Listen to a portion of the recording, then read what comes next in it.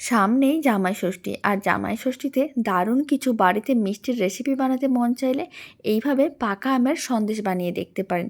খুব কম সময়ের মধ্যে রেডি হয়ে যায়, খেতেও ভীষণ ভালো হয়। প্রথমে নিতে হবে দুটো পাকা আম। খোসাটা বাদ দিয়ে আমের অংশগুলোকে মিক্সির জারের মধ্যে নিয়ে খুব ভালো করে পেস্ট করতে হবে। তারপরে নিতে হবে 200 গ্রাম ছানা। ছানাগুলোকে খুব ভালো করে হাত দিয়ে মেখে নিতে হবে। খুব ভালো করে মেখে নেওয়ার পরে ছানার মিশ্রণটা এক সাইডে রেখে দিতে হবে, আর আমের মিশ্রণটাকে কড়াইয়ের মধ্যে দিয়ে 100 গ্রামের মতন চিনি দিতে হবে। খুব ভালো করে একসঙ্গে মিশিয়ে নিতে হবে। চিনিগুলো মেল্ট হওয়ার জন্য অপেক্ষা করতে হবে।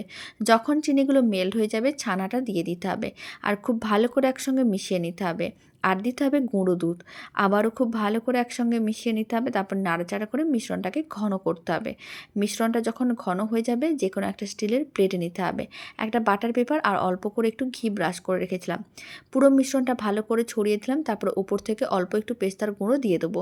এতে মিষ্টিটা দেখতে ভালো লাগবে। তারপরে 1 ঘন্টার মতন ফ্রিজে রেখেও ঠান্ডা করতে পারেন, বা রুম টেম্পারেচারে রেখেও ঠান্ডা করতে পারেন।